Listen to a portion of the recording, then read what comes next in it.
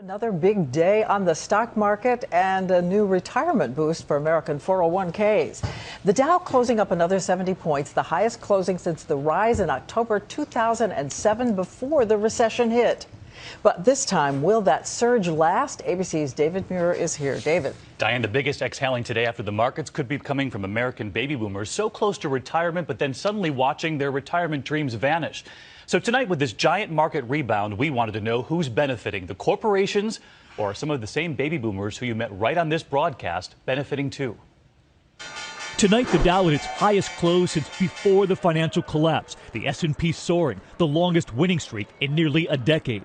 American giants like Procter & Gamble singing again. Yes, any soap. Showing new earnings today, income more than doubling for them. And tonight, here's what's key. It's not just the corporate titans reaping the rewards. It isn't just benefiting the CEOs and the rich hedge fund managers. A lot of Americans have something to gain.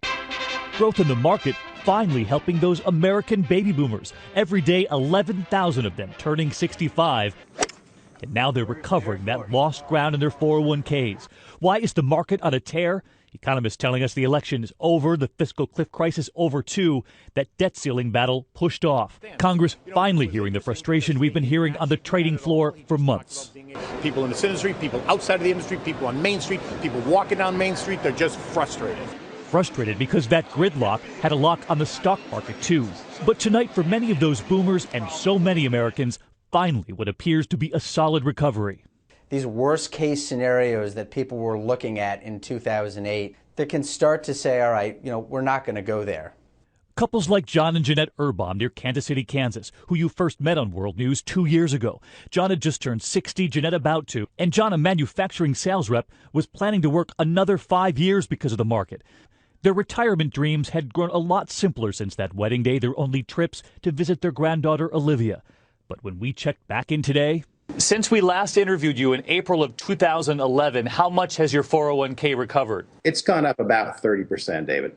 And take just one stock alone of theirs, their Visa stock. How much is it up? About $26,000 or $27,000. Their 401k now growing again, right along with that granddaughter, Olivia. Is it giving you just a little more freedom? Yes, I would say it has given us quite a bit more freedom.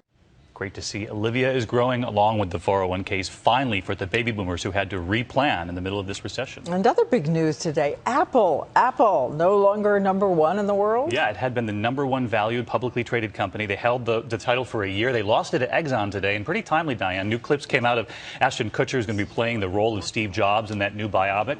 But many people wondering aloud, has Apple lost its touch? And one economist telling me today, Apple was very much Steve Jobs. The real question is whether they can replace the mind of Steve Jobs. You and I were saying today, he somehow knew intuitively what the average American family would be using, would be needing, touching with their fingertips before anyone else. So that's the big question on Apple tonight. All right. Thanks so much, David Muir, reporting in on the economy.